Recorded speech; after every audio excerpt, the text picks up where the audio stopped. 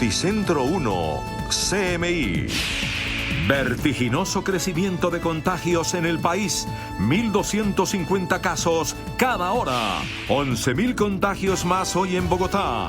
Al tope la SUSI en el país. No es cierto que haya cepa colombiana. Las ciudades se reactivan y aceleran vacunación. Alcaldía de Bogotá entrega ayuda a más de 600.000 familias. En agosto volverían espectáculos públicos a Bogotá. Fútbol, conciertos y discotecas.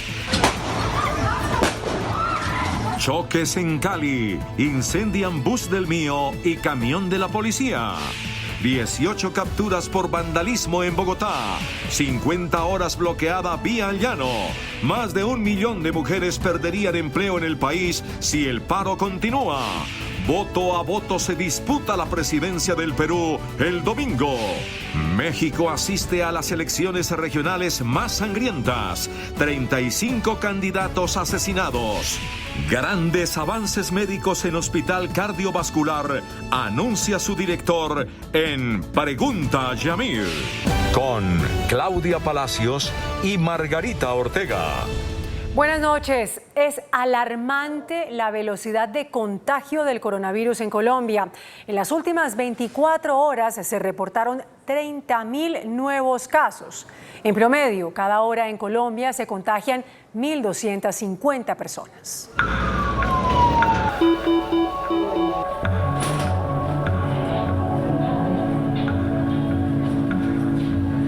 Nuevo récord de contagios por COVID-19 en Colombia. 30.000 personas se contagiaron según el último informe del Ministerio de Salud.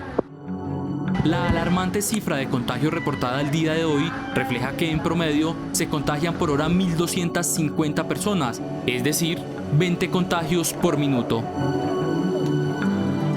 El total de casos a la fecha es de 3.518.046. Los casos activos llegaron a 148.857. Las muertes aumentaron con otras 537 víctimas fatales a causa del contagio por el COVID. El total de fallecidos a la fecha es de 90.890. Otras 25.040 personas le ganaron la batalla al COVID. El total de recuperados a la fecha es de 3.267.100. Hoy se procesaron en los laboratorios del país 97.619 pruebas.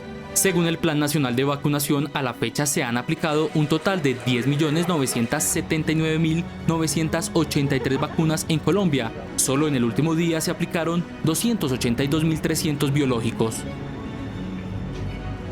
Este ha sido el comportamiento del virus en el mes de junio. El primero de este mes con 25.966 casos, 523 muertes. 2 de junio con 27.000 contagios, 511 muertes. 3 de junio con 28.624 casos, 545 muertes. Hoy con 30.000 casos, 537 muertes. Bogotá también reportó cifra récord de contagios este viernes. Más de 11.000 casos de ciudadanos bogotanos contagiados con COVID fueron diagnosticados en las últimas 24 horas. Bogotá pasa por su peor momento en medio de la pandemia del COVID-19. En un solo día se reportaron 11.398 nuevos casos. Esta es la cifra más alta registrada en más de un año. Las muertes confirmadas en la capital del país este viernes fueron 152. También es una de las cifras más altas de fallecidos. Cada día son menos las camas disponibles para pacientes críticos. A la fecha solo quedan 61 camas en toda la ciudad, con un 98% de ocupación en las unidades de cuidados intensivos y con al menos 150 centros médicos a tope. El gremio médico insiste en tomar nuevas medidas para frenar la propagación del virus. Y tanto la Organización Panamericana de la Salud como el Instituto Nacional de Salud negaron la existencia de una variante colombiana del coronavirus, como se aseguró en España. A través de un comunicado, el Instituto Nacional de Salud asegura que no existe ninguna cepa colombiana. La B1.621 es un linaje declarado BOI, que circula en Estados Unidos, Curazao y México, entre otros 14 países. La Organización Panamericana de la Salud también desmintió al gobierno español y aclaró que no existe ninguna cepa colombiana del coronavirus. Así lo ratificó el virólogo Jairo Méndez, uno de los asesores de la OPS. Es importante mencionar que nosotros desde OMS y OPS no recomendamos utilizar nombres de países o lugares geográficos o territorios geográficos para referirnos a este tipo de variantes, ya que puede generar estigmatización o puede generar un problema precisamente para los países. El Instituto Nacional de Salud aclaró finalmente que a Colombia pueden haber llegado españoles con esa variante. Y el Ministerio de Salud aceleró el plan de vacunación. Serán vacunadas las mujeres en estado de embarazo y se acelerará el plan de vacunación en las regiones. El ministro de Salud, Fernando Ruiz, aseguró que los habitantes de los municipios fronterizos con Ecuador, de menos de 10.000 personas, serán vacunados en su totalidad. Quiere decir vacunar poblaciones completas de los municipios de la frontera con el Ecuador. El jefe de la cartera de salud advirtió que se priorizará la vacunación para los departamentos con condiciones especiales de orden público y de traslado. Cauca, de municipios de Cauca, Nariño, Chocó, norte de Santander y Buenaventura y La Guajira.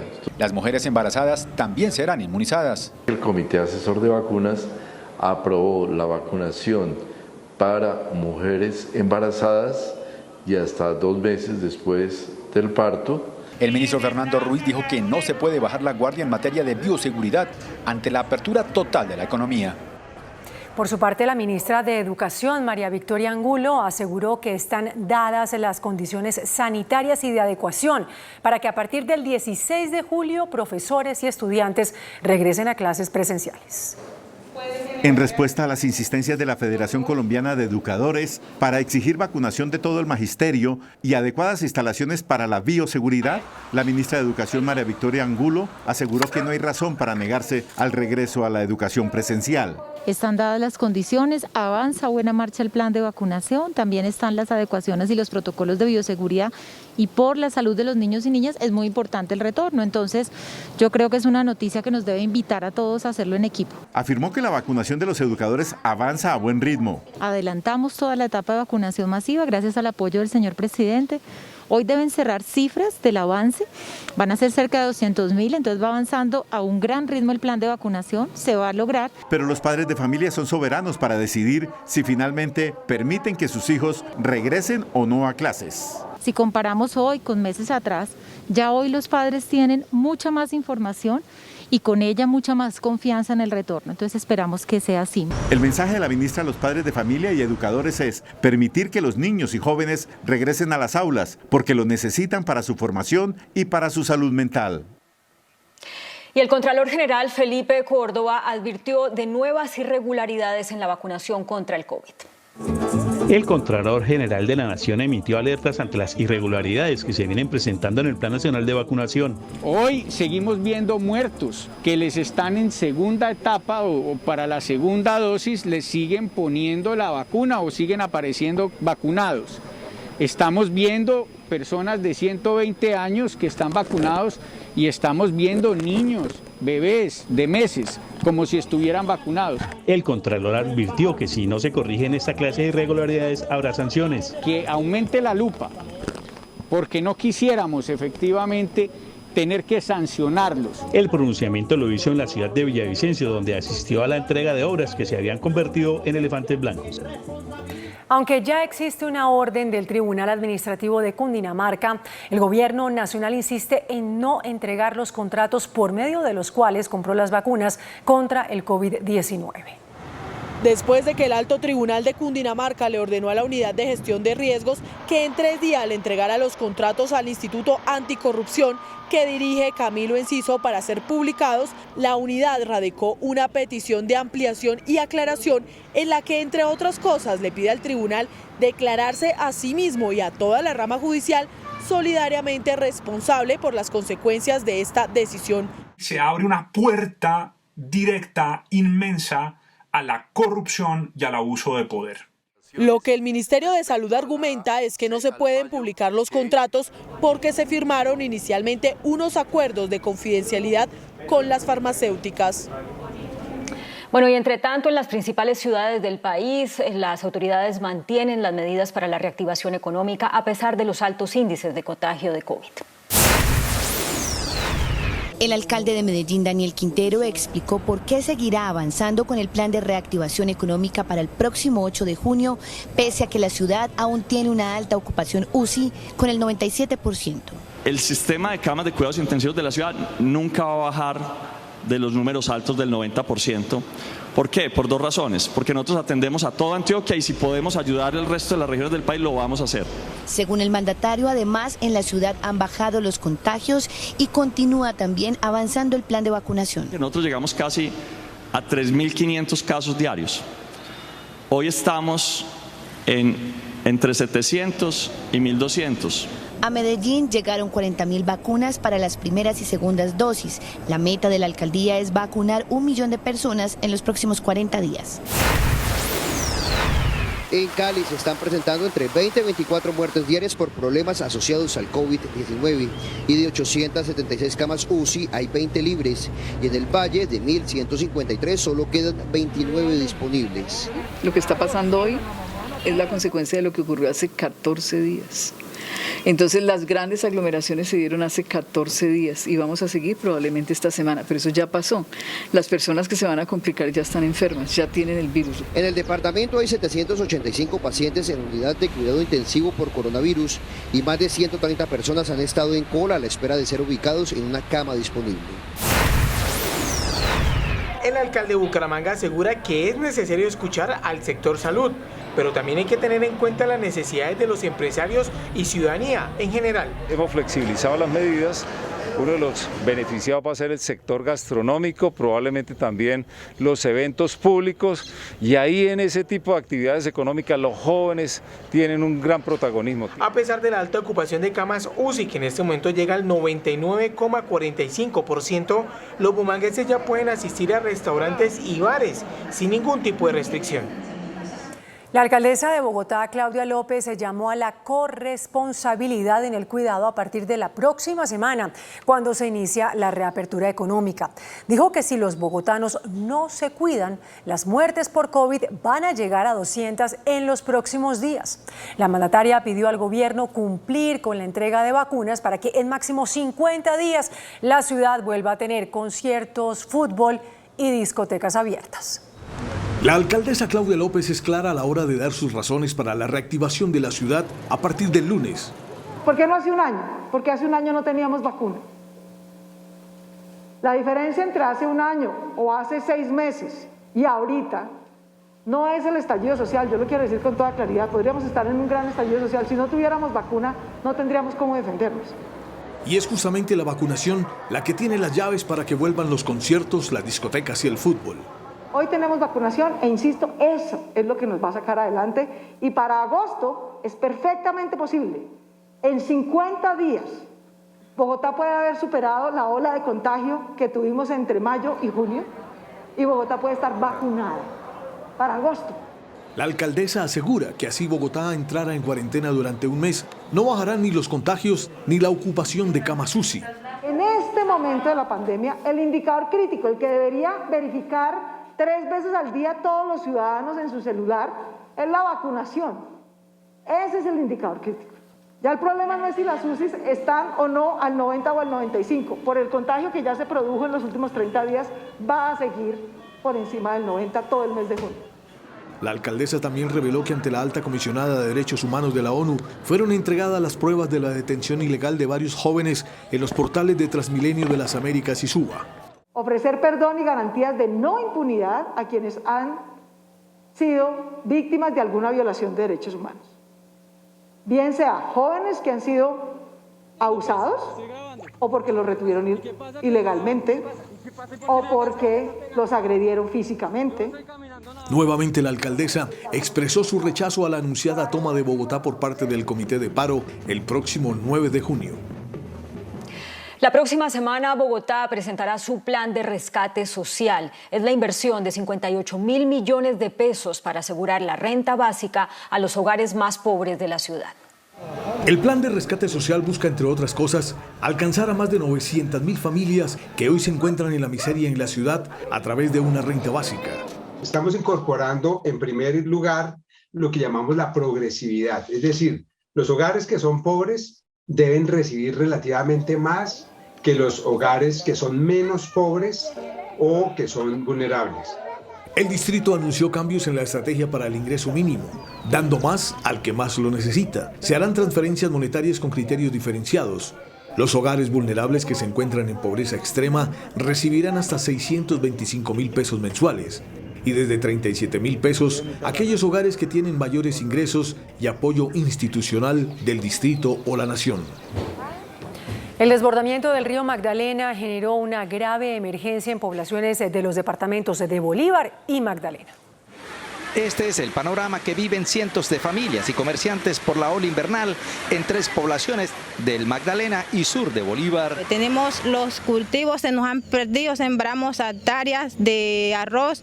Nosotros teníamos 10 hectáreas de arroz y de eso no agarramos, como quien dice, nada, porque la creciente, todo eso se lo arrastró. Los municipios de Arenales, Atillo de Loba en el Bolívar y el Banco Magdalena presentan graves inundaciones por las fuertes lluvias y el desbordamiento del río Magdalena.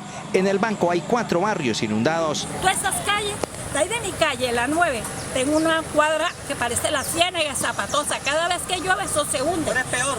Peor. Y ayer que llovió, esta Morpacén llena de agua. Un muro de contención que por décadas fue el anhelo de los habitantes del Banco y demás poblaciones para protegerse de las inundaciones, ahora causa más problemas. A que no nos perjudiquen como comunidad, que no nos causen más problemas de orden social y que desentraben esa madeja jurídica y administrativa que a ellos les queda fácil con la implementación y adecuación de la ley de regalías para que podamos continuar esta gran obra. Comerciantes y campesinos de esas poblaciones afectadas por la ola invernal claman por las ayudas al gobierno nacional y departamental. 5 personas, entre ellas 2 agentes de la policía, murieron durante un ataque armado en Santander de Quilichao, en el Cauca. Con disparos de fusil fueron asesinados 2 policías y 3 indígenas que se encontraban en el sector La Vuelta de la Mamá, zona urbana de Santander de Quilichao. A la hora del ataque, los uniformados verificaban los documentos del vehículo donde viajaban los comuneros. 2 fueron remitidos a la Fundación Valle Lili, los otros 4 permanecieron en el Hospital Francisco de Paula Santander y lamentablemente 3 de esos 4 que estaban en el hospital fallecieron. Desde Bogotá, el director general de la policía ofreció 100 millones de pesos por información que permita la captura de los responsables de esta, que se convierte en la 8ª masacre cometida en el Cauca en 2021. Fueron atacados por un vehículo, se bajaron unos hombres armados con fusil, sin mediar palabra, dispararon contra la humanidad de esta patrulla del Modelo Nacional de Vigilancia por Cuadrantes. Entre los 3 heridos está una menor de 5 años que fue remitida a un centro asistencial de Cali, donde los galenos intentan salvarle la vida. Y en Cali, un bus del Mío y un camión de la policía fueron incinerados. Durante el día se han presentado choques entre manifestantes y autoridades. Graves alteraciones en el orden público se presentaron hoy en Cali. Este bus del Mío y un camión de la policía fueron incinerados en inmediaciones del Puente de los 1000 Días, uno de los puntos de bloqueo en el oriente de Cali. De otro lado, así fue como llegaron las autoridades a desbloquear el sector de paso del comercio en el norte de Cali, cuya vía comunica al municipio de Palmira, y que se encontraba obstaculizada desde hace más de un mes. Durante gran parte del día hubo fuertes enfrentamientos con el SMAT de la policía y personas que intentaban volver a bloquear. 2 civiles y 2 policías resultaron heridos. Y es muy importante porque es la conexión a la zona industrial de La Dolores, y es el mecanismo más apropiado para conectarnos con nuestro municipio hermano de Palmira. Deben saber las personas que es nuestro interés que exista una movilidad sostenible, tranquila. También nuestro interés que tengamos mesas de trabajo y de diálogo para ir a las causas estructurales de este conflicto. 4 personas fueron capturadas por la policía durante la intervención y varias se vieron afectadas por la inhalación de gases, dado que los disturbios se presentaron en una zona residencial. Se realizaron unos allanamientos en el mismo sector, donde sabíamos de personas que estuvieron durante todo el tiempo de manifestaciones disparando armas de fuego contra los uniformados, contra los civiles. Allí encontramos 4 armas de fuego, 3 traumáticas, una original. Se capturaron 4 personas y también se incautaron estupefacientes. En medio de la confrontación también hubo denuncias por uso excesivo de la fuerza, las cuales serán investigadas, como estos empujones a un joven que estaba en el lugar intervenido. A esta hora la vía sigue desbloqueada en medio de la tensión. De otro lado, en Siloé se presentaron enfrentamientos con armas de fuego cuando, según la policía, los uniformados capturaban a alias Banano, presunto responsable de atentar contra la fuerza pública.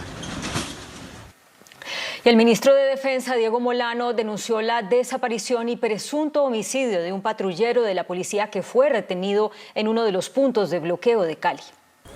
Según la información recopilada por equipos de inteligencia de la policía, el patrullero Carlos Andrés Rincón iba para su casa y fue retenido en el bloqueo del Paso del Comercio y no se volvió a saber de él. Y la misma información señala que presuntamente fue asesinado en ese punto de bloqueo de Cali y luego tirado al río Cauca. No puede ser que en un punto de bloqueo se cometan ese tipo de crímenes. De que allí en el sector del Paso del Comercio se estaban presentando hechos de hurtos, extorsiones, hasta homicidios se presentaron esta semana. La alcaldía de Cali, la gobernación del Valle y la policía ofrecieron una recompensa de hasta 200 millones de pesos para esclarecer qué ocurrió con el patrullero y castigar a los responsables. El fiscal general Francisco Barbosa reportó la judicialización de 18 personas capturadas por presunta participación en actividades de vandalismo en Bogotá. La policía y la fiscalía presentaron los primeros resultados en contra de los responsables de la violencia contra los policías en los CAIs La Aurora, El Socorro y Engativá durante los primeros días de paro. Fueron afectados 14 uniformados que intentaron ser quemados, que intentaron ser asesinados por turbas que produjeron estos hechos. Los detenidos tendrán que responder por delitos como violencia contra servidor público, daño en bien ajeno agravado, lanzamiento de sustancias peligrosas y terrorismo. El Tribunal de Cundinamarca pidió explicaciones al presidente de la República, Iván Duque, por ordenar la llamada asistencia militar. La magistrada Nelly Villamizar, quien tramita un incidente de desacato contra el derecho a la protesta, pidió un informe detallado. 8 días es el plazo que tiene el presidente de la República, Iván Duque, para que bajo la gravedad de juramento rinda un informe con las razones que lo condujeron a que las fuerzas militares prestaran apoyo temporal a la fuerza pública. Porque lo que debe primar en este caso en el derecho a las manifestaciones pacíficas es el diálogo que debe estar por encima del uso de la fuerza. En esa medida, el tribunal requiere establecer si, dadas las circunstancias en que se han sucedido las manifestaciones, ha habido desbordamiento por parte de las fuerzas militares. La Procuraduría, Fiscalía, Defensoría del Pueblo, Policía Nacional y el Alto Comisionado para la Paz también deberán entregar un informe detallado de las actuaciones desplegadas.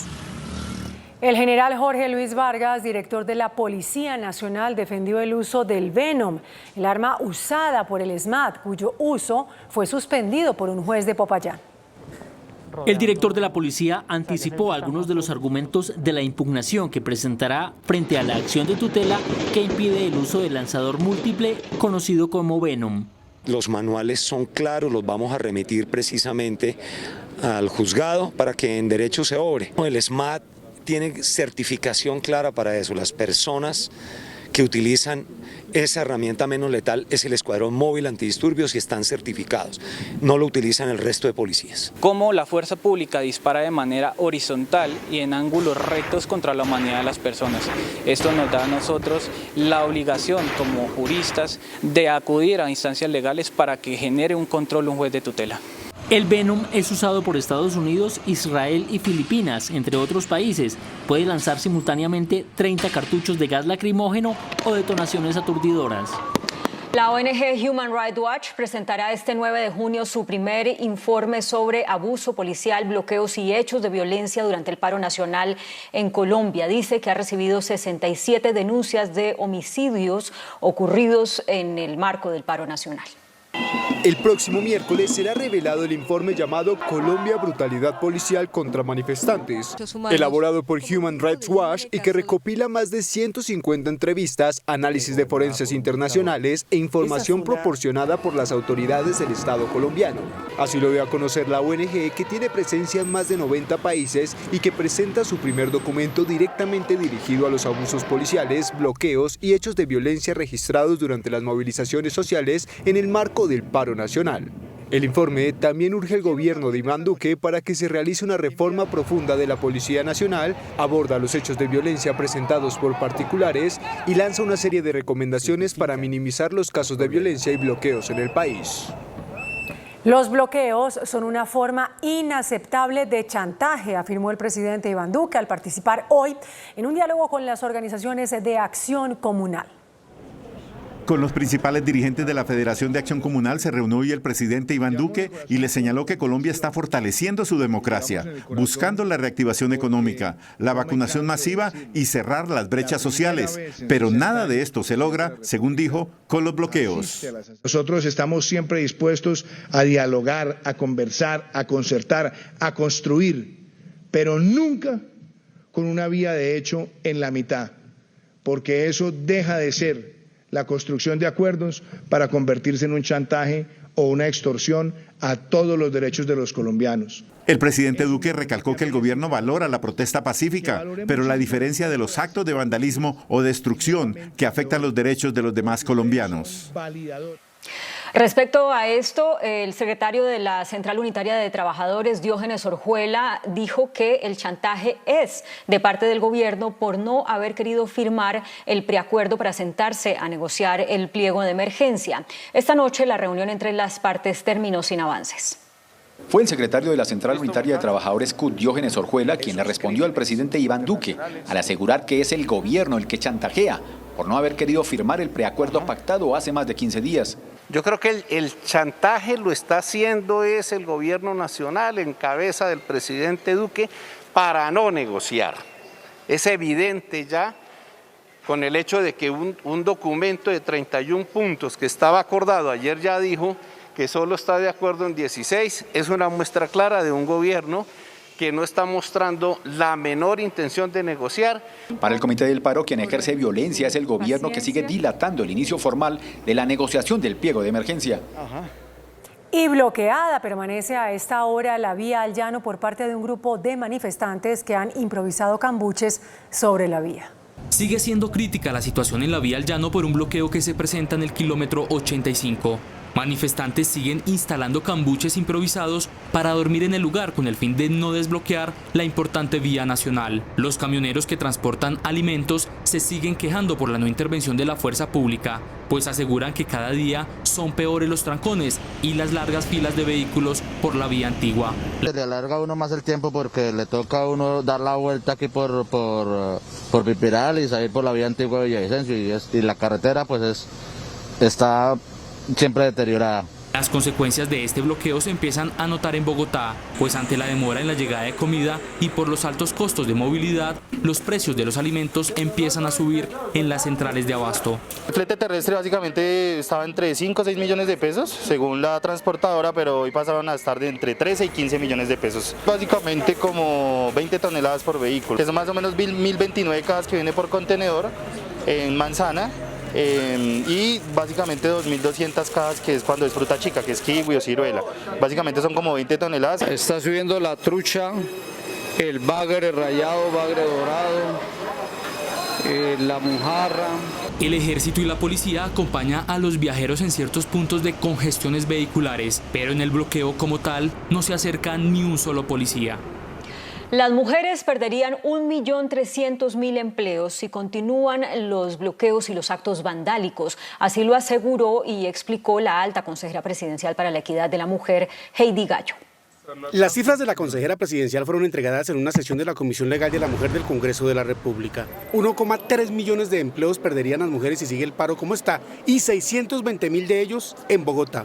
Y particularmente esos 1.3 registramos con mucha más preocupación el impacto que esto ha tenido en Bogotá, la parálisis que ha generado el paro, pues este es la potencial pérdida que, vuelvo a repetir, nos genera una enorme preocupación desde el gobierno nacional. Las congresistas, como mamás, llamaron a que el paro cese en cuanto a actividades violentas y bloqueos. Y con la violencia y el vandalismo no se construye país. ¿Acaso el empleo se consigue destruyendo empresas? ¿Acaso el empleo se consigue destruyendo ciudades? Pero dijeron que hay profundos cambios que debe realizar el Estado. Si las mujeres no tienen tierra, van a tener más hambre, van a tener más dificultades para levantar a sus hijos. El llamado que hicieron es que la solución a la crisis social se logre por las vías dialogadas. La nueva ministra de Comercio, María Jimena Lombana, al posesionarse hoy en el cargo, recibió del presidente Iván Duque la orden de impulsar la reactivación de la economía de Colombia, relanzando las exportaciones del país. Al tomar el juramento de la nueva ministra de Comercio, María Jimena Lombana, el presidente Iván Duque señaló hoy las labores prioritarias que deberá adelantar para apoyar la reactivación económica del país, como un nuevo impulso para las exportaciones. El presidente hizo mucho énfasis en el tema de seguir facilitando el hacer comercio en Colombia. La nueva Mincomercio deberá dedicar sus esfuerzos a la recuperación del turismo. Así es, nosotros estamos trabajando y por eso el gran esfuerzo que ha hecho ANATO también para tener de la mano del Gobierno Nacional y de Fontur esta vitrina turística para hacer la reactivación. A pesar de las dificultades, los negocios deben continuar. Los negocios siguen adelante, los turistas están listos para venir al país, los inversionistas extranjeros quieren que sus inversiones sean exitosas y rentables y por supuesto nuestros bienes y servicios queremos que llenen las vitrinas del mundo. Sus padres y hermanos acompañaron a la nueva ministra de Comercio a su posesión, durante la cual el presidente Duque destacó que María Jimena Lombana ha tenido una gran experiencia de cargos en la diplomacia comercial de Colombia. Angélica Mayolo, la nueva ministra de Cultura, se comprometió hoy al asumir el cargo a que su cartera sea el soporte para los acuerdos del Gobierno Nacional con los jóvenes. La nueva ministra de Cultura, Angélica Mayolo, con 31 años de edad, es la más joven del gabinete del presidente Duque. Es abogada con maestría en Derecho. Es natural de Buenaventura, donde llegó a ser presidente de la Cámara de Comercio. Yo soy consciente que seré una ministra de Cultura de cierre de gobierno y debemos focalizar nuestros esfuerzos en la coyuntura nacional y en las necesidades más urgentes del sector cultural y creativo. Precisamente la nueva ministra de Cultura, Angélica Mayolo, prometió llegar a los territorios para fortalecer los procesos de emprendimiento de los jóvenes. Estamos convencidos de que Colombia es un país lleno de jóvenes talentosos que requieren oportunidades y desde el sector cultural seguiremos llegando a los territorios para generar esas oportunidades para nuestros jóvenes que les permitan crecer, generar ingresos y florecer su talento. La nueva ministra recalcó que el sector cultural tiene un rol fundamental en este momento en el país. Y el presidente Iván Duque también anunció hoy el relevo de la ministra de Ciencia y Tecnología, Mabel Torres, a quien reemplazó con el científico barranquillero Tito Cristian. El designado ministro de Ciencias y Tecnología, Tito José Cristian Borrero, es barranquillero. Tiene una maestría en Administración de Empresas. También es candidato a doctor de la Escuela de Negocios de la Pontificia Universidad Católica del Perú. Desde hace 16 años se desempeña como director de la Universidad de la Costa, CUC, y ha estado vinculado al partido de la U. Y quien ha promovido en la juventud, desde la universidad, en más de 15 años como rector, la apropiación de la ciencia, la tecnología y la innovación para el trabajo desde la base, permitiendo que desde las universidades tengamos cada vez más producción de conocimiento. La saliente ministra Mabel Torres seguirá vinculada al gobierno como directora de un programa de desarrollo para el Chocó que financia el Banco Interamericano de Desarrollo, dijo el presidente Duque. En otras noticias, la Corte Constitucional adelantó una audiencia para verificar el cumplimiento de la sentencia que exige garantizar los alimentos, el agua y la salud de todos los niños y niñas de la comunidad indígena Wayuu. Han pasado 4 años del fallo y aún no se cumple. La Corte Constitucional reitera una vez más el incumplimiento de la sentencia de 2017 que declaró el estado de cosas inconstitucionales por la crisis humanitaria de la niñez en La Guajira. Consiste en la necesidad para la cultura wayuu de conciliar posiciones y llegar a un punto intermedio. En la audiencia de seguimiento, el defensor del pueblo denunció que este año han fallecido 17 niños por desnutrición. Han muerto 17 niños por esta causa prevenible. Veedores advirtieron que no se ha cumplido la sentencia y la Corte Constitucional cuestiona la falta de articulación. No ha dado el resultado que se esperaba. Que llegue las soluciones reales al territorio. Dentro del incumplimiento dicen que los pozos de agua no funcionan. Yo creo que se han venido construyendo muchísimas soluciones de agua en La Guajira. Las autoridades insisten que se ha hecho lo posible por cumplir con los requerimientos de la sentencia. Un grupo de 12 indígenas wayuu empezó a formar parte de las fuerzas especiales del ejército para reforzar las acciones contra el narcotráfico. Los soldados indígenas hacen parte del curso extraordinario número 66 que acaba de recibir la instrucción para integrarse al nuevo Comando Especial contra el Narcotráfico. Y a mí me preguntaban, ¿y tú qué quieres ser cuando seas grande? Y no, yo le decía, no, yo quiero ser militar, quiero ser soldado. Yo veía patrullar a los soldados, sí, y era muy bonito cuando obviamente cuando uno era pequeño, eso era como fácil para uno, pero bueno, aunque es fácil, pero obviamente hay que pasar por todo esto y superar todo y llegar hasta donde uno está aquí hasta el momento. Los soldados viajarán en los próximos días a la región de la Amazonía y el Catatumbo. La Corte Suprema de Justicia se abstuvo de abrir investigación al senador Gustavo Petro por el video en el que aparece recibiendo una suma de dinero en efectivo dentro de una bolsa. Según la Corte, dado que los hechos ocurrieron en el año 2005, ya prescribió la acción penal para investigar un presunto delito. Además, la Corte concluyó que el dinero recibido por el senador Petro tiene origen lícito. Y no para la controversia por la aprobación que dio el Congreso al nuevo Código Disciplinario para servidores públicos, mientras el senador Gustavo Petro afirma que se está violando la Carta Interamericana de Derechos Humanos. La procuradora Margarita Cabello aseguró que esta es una herramienta clave contra la corrupción. El tema de discusión es porque las comisiones primeras del Congreso de la República aprobaron el Código Disciplinario Único presentado por la Procuraduría para poner a tono a Colombia con la sentencia de la Corte Interamericana de Derechos Humanos que prohíbe que un órgano administrativo destituya a servidores públicos de elección popular. Petro dice, que fue el beneficiario de ese fallo, que se está burlando la sentencia. Aquí se nos quiere presentar por el capricho de una procuradora que quiere es evadir la sentencia, desacatarla. Se nos quiere presentar un proyecto que lo que hace es crear un leviatán. La procuradora la defiende. Hoy tenemos alrededor de 12.000 funcionarios públicos de elección popular que son objeto de investigación o sujetos disciplinables que desde hace un año no han podido ser investigados. La iniciativa pasa ahora a plenarias de Cámara y Senado. A partir de la próxima semana será obligatorio el registro de las bicicletas en Bogotá. La medida es para enfrentar el alto índice de hurtos de este medio de transporte y también para evitar la reventa de artículos hurtados. De dos maneras se podrán registrar las bicicletas en Bogotá, de manera virtual en la página de la Secretaría de Movilidad o de manera presencial en los puntos fijos de registro. Desde la próxima semana el registro bici va a ser obligatorio en toda la jurisdicción de Bogotá. La ciudadanía va a tener 6 meses de sensibilización desde el momento de la firma del decreto para que registre su bici. Diariamente por Bogotá ruedan 600.000 bicicletas de más de 1 millón que existen en la ciudad. Que los establecimientos de comercio de bicicletas entreguen la bicicleta registrada desde el momento de la venta. Es decir, que si en 15 días vas a comprar una nueva bicicleta, te la tienen que entregar registrada por medio de este mismo procedimiento. Hasta hoy, 115.000 ya están registradas.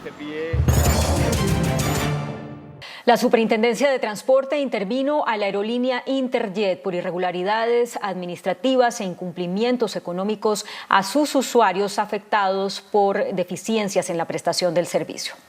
El ente supervisor encontró irregularidades contables e información que no reflejaba la realidad de la empresa aérea. La entidad intervino a la compañía filial de un grupo mexicano y convocó a la Superintendencia de Sociedades a iniciar un proceso de insolvencia empresarial para pagar a acreedores y reponer a usuarios afectados. Que la contabilidad no refleja la situación real de la empresa, que la sociedad extranjera dejó a la sucursal en Colombia abandonada entre otras situaciones graves que ameritan el inicio de un proceso de reorganización, procurando así la recuperación y conservación de la empresa como fuente generadora de empleo, así como la normalización de sus relaciones comerciales y crediticias. La aerolínea tendrá que pagar una multa de 438 millones de pesos. El Ministerio de Vivienda reveló que en mayo se comercializaron 15.000 unidades habitacionales, lo que mantiene la tendencia de crecimiento del sector en lo corrido del año. El reporte de Galería Inmobiliaria muestra que la comercialización de vivienda sigue marcando una tendencia alcista pese a la situación de orden público y los bloqueos viales, sobre todo en el suroccidente del país. Según el informe que reveló este viernes el Ministerio de Vivienda, en mayo se vendieron 15.000 unidades, mientras que en igual periodo del año anterior la cifra llegó a 6.500 viviendas. El segmento de vivienda de interés social sigue siendo el de mayor crecimiento. Para el quinto mes del año se comercializaron 10.900 viviendas y un año atrás se registraron 5.200 unidades. En el caso de la Novis se reportaron 4.200 unidades, también presentando un alza frente a mayo de 2020 cuando se registraron 1.300 viviendas. Se espera una tendencia alcista que represente un impulso a la economía nacional. El índice de capitalización de la bolsa que mide el comportamiento de las 20 principales acciones cerró a la baja. El índice selectivo MSCI Colcap de la Bolsa de Valores de Colombia bajó 1,02% a 1.245 puntos. La acción preferencial de Avianca fue la que más subió, con una valorización de 13,33% a 170 pesos. La acción del Grupo de Energía de Bogotá fue la que más bajó, con una pérdida de 2,97% a 2.421 pesos. La acción preferencial de Bancolombia fue la más negociada de la jornada, al movilizar más de 13.000 millones de pesos, con una variación negativa de 2,12% a 28.200 pesos. El dólar cerró a la baja. Indicadores económicos en Noticentro 1, CMI. La tasa representativa del mercado que regirá hasta el próximo martes será de 3.609 pesos con 20 centavos. Los profesionales del cambio compran la divisa en promedio entre 1.640 pesos y la venden entre 1.690 pesos. Un euro cuesta 4.389 pesos con 50 centavos. La libra de café en Nueva York se cotizó a $1.61. El azúcar se transó en 17,70 centavos de dólar la libra. El barril de petróleo WTI se cotizó en $69,41. La referencia Brent para Colombia se cotizó en $71,63. Una acción de Ecopetrol cuesta 2.355 pesos. En Perú, los candidatos presidenciales Pedro Castillo y Keiko Fujimori cerraron sus respectivas campañas con multitudinarias manifestaciones, a pesar de que estas están prohibidas por la pandemia del COVID-19. Este domingo, 25 millones de peruanos podrán ir a las urnas y lo harán en medio de la incertidumbre, porque las encuestas arrojan que los candidatos están empatados técnicamente.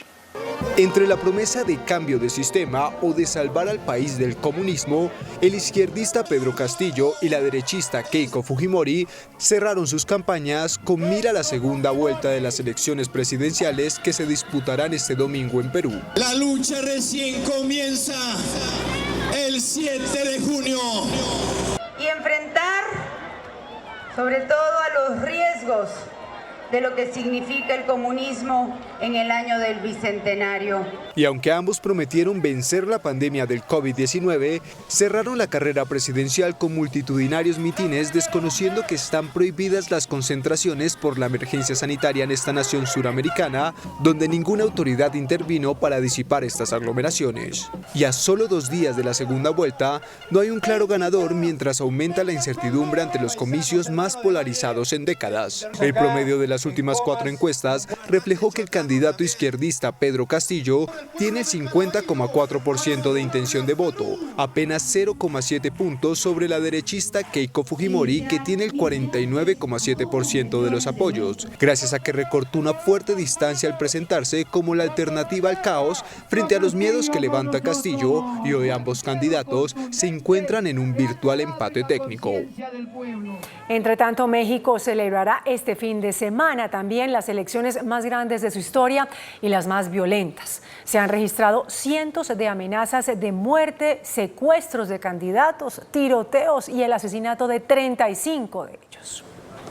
Más de 93 millones de mexicanos de los 32 estados del país están citados a votar este domingo 6 de junio para renovar los 50 escaños de la Cámara de Diputados. Además, deberán escoger a más de 21.000 funcionarios en cargos de elección popular a nivel local.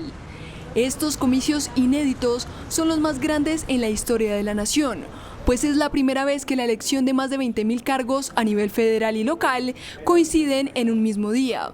Esto como producto de la reforma electoral de 2014. Además, el país centroamericano vive el proceso electoral más violento de su historia reciente.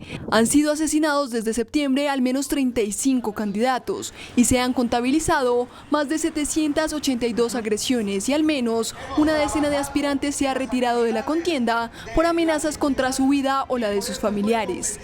La importancia de estas elecciones radica en que aunque no se escoge un nuevo presidente, los resultados de estas pueden decidir el rumbo de la segunda mitad del periodo restante del actual mandatario Andrés Manuel López Obrador. Si pierde la mayoría absoluta de la Cámara, podrían complicársele los planes para sacar adelante varios proyectos. El presidente de Rusia, Vladimir Putin, abrió las puertas al turismo de vacunas. Les dijo a los extranjeros, vengan a inmunizarse contra el COVID-19. Antes de julio, el gobierno ruso tendrá que crear las condiciones necesarias para que el país pueda garantizar el turismo de vacunas en Rusia. Así lo ordenó el presidente Vladimir Putin, que invitó a todos los extranjeros a ir a inmunizarse en esta nación euroasiática que ya cuenta con 4 vacunas registradas.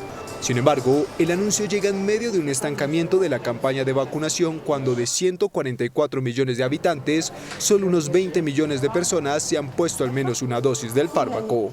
Mientras Putin acusa a Occidente de frenar fórmulas rusas como la Sputnik V por razones políticas y aseguró que la industria farmacéutica nacional está preparada para incrementar su producción de vacunas.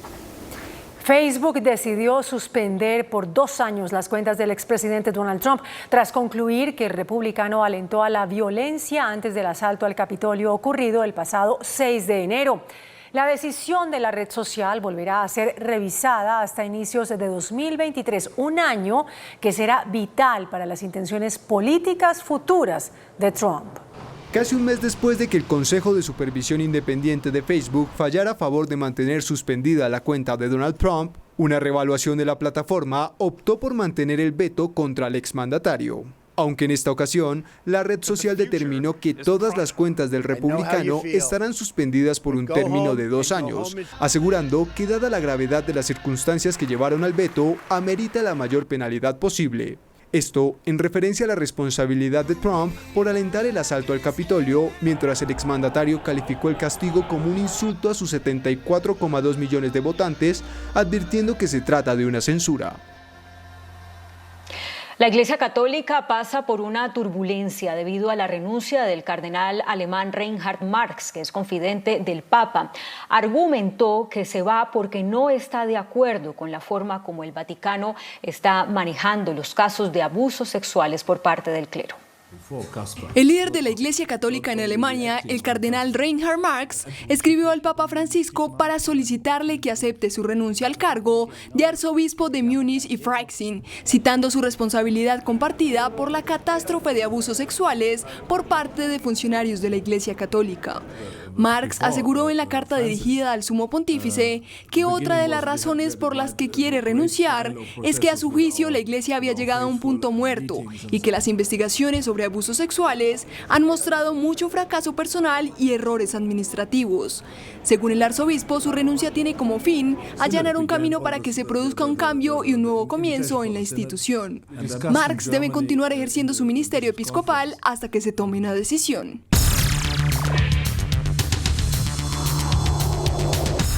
Muy buenas noches.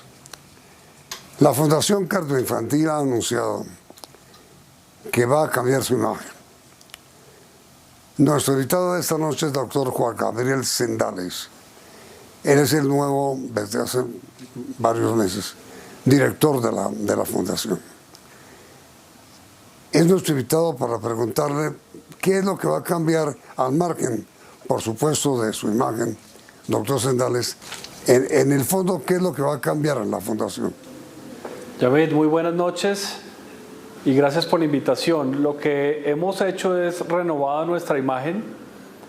muy centrada en resaltar el trabajo que hace el hospital y es agregarle el nombre de la cardio al hospital como nos reconocen afuera, y obviamente mencionar que la Fundación Cardioinfantil sigue vigente y responsable de todo el tema de responsabilidad social. Doctor Sendales, de cada 100 colombianos, de cada 100, ¿cuántos tienen problemas cardíacos? La enfermedad cardiovascular es muy prevalente, como ocurre en todo el mundo, y es la primera causa de muerte en el país y en el mundo. Nosotros lo que estamos viendo es que más o menos entre 17 y 20 pacientes pueden llegar a tener problemas cardiovasculares. ¡Qué barbaridad! ¿Y qué tanto se previenen los colombianos, doctor Sendales? Muy poco, porque no hay unos programas de prevención y promoción robustos.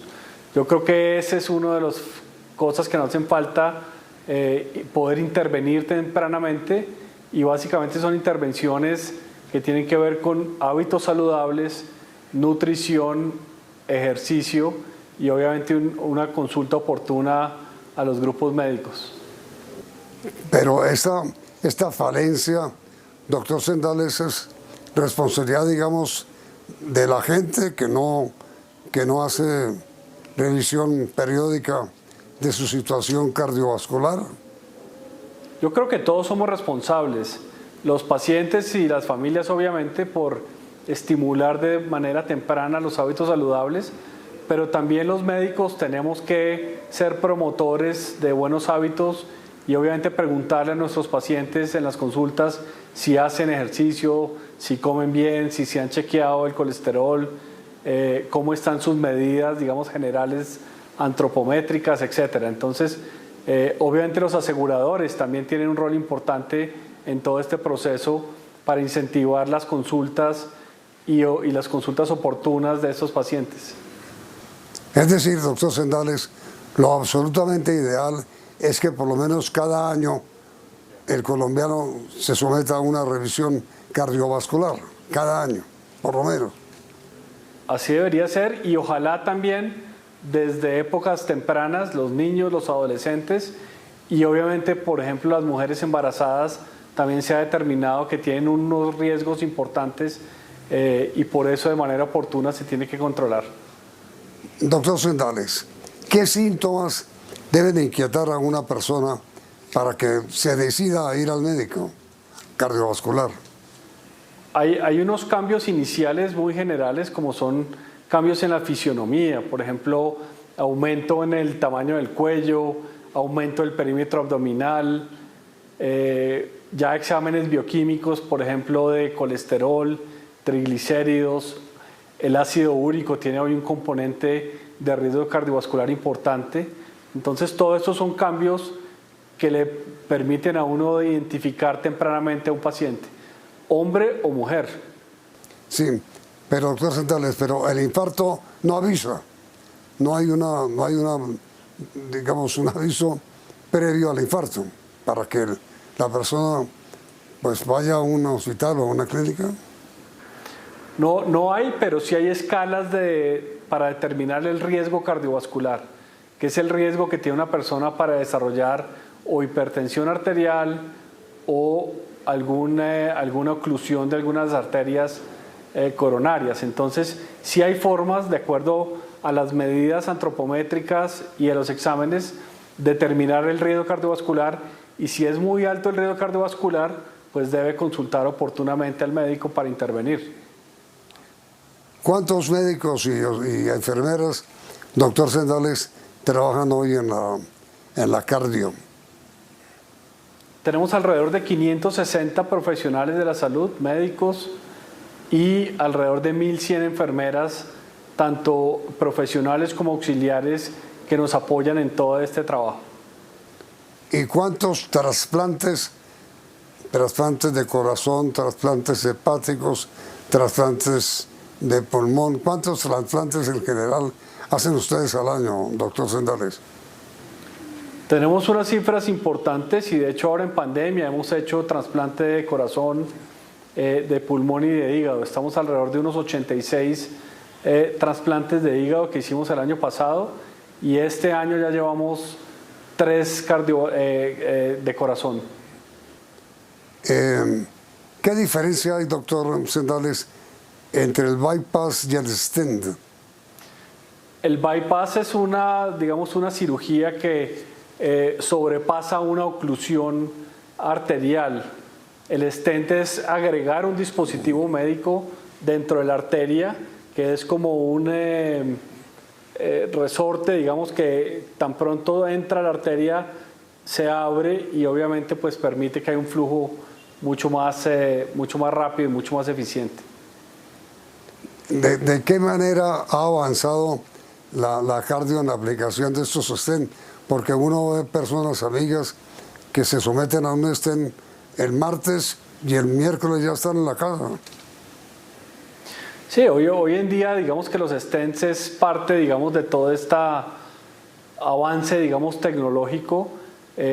Por ejemplo, una de las cosas que hacemos nosotros es que ya no es una punción a nivel femoral, sino es a nivel de las arterias de la mano, la arteria radial, y eso hace que la recuperación sea mucho más rápido y después de unas horas puedan estar en la casa. Lo otro es que la cirugía, por ejemplo, la cardiovascular se hace mínimamente invasiva. Entonces ya no es, obviamente hay pacientes que sí lo requieren, pero ya es un acceso, digamos, mínimo donde se puede hacer una cirugía de gran tamaño con una recuperación mucho más rápida. Doctor Sendales, mire, el doctor Reinaldo Cabrera y el doctor Santiago Cabrera, quienes fueron sus antecesores, hicieron una gran obra por la fundación. El doctor Santiago Cabrera estuvo vinculado a la fundación durante 35 años de su vida. ¿De qué manera hacerle un homenaje hoy a estos dos grandes predecesores suyos? Sí, el doctor Santiago de hecho todavía nos sigue ayudando en todo lo que son relaciones internacionales y todo el tema fundacional. Pero claramente lo que nosotros queremos resaltar hoy es que sus digamos, principios y valores siguen vivos, seguimos respetando esos principios fundacionales y aquí estamos todos para ayudar y continuar esa gran obra que se creó hace ya más de 48 años. Mi pregunta final, doctor Sendales, ¿está bien financiada la fundación? Sí, en este momento pues tenemos el impacto de la pandemia como todos los hospitales, pero venimos transformando también toda la forma como estamos trabajando para hacerla mucho más sostenible. Tenemos las mismas realidades de muchos hospitales, pero estamos muy disciplinados en recuperar esos temas de cartera y en obviamente tener unos servicios que le permitan la sostenibilidad a largo plazo de la organización. Sobre este tema cardiovascular, y esto sí ahora finalmente, doctor Sendales, envíele usted un mensaje especial a todos los colombianos que lo están viendo en este momento sobre el tema cardiovascular. Simplemente decirles que hay que cuidarse, hay que comer bien, dormir bien, hacer ejercicio y obviamente que nosotros estamos disponibles para atender cualquier emergencia que puedan tener desde el punto de vista cardiovascular, con todas las especialidades disponibles para esto. Doctor Juan Gabriel Sendales, director ejecutivo de la Fundación Cardioinfantil, hoy La Cardio, mil gracias por aceptar esta invitación y le deseamos muy buenas noches. Gracias, doctor Sendales. Gracias, Yamid, y buenas noches para todos. Igualmente para ustedes, televidentes muy amables, y los invitamos a continuar aquí en Noticentro 1 CMI.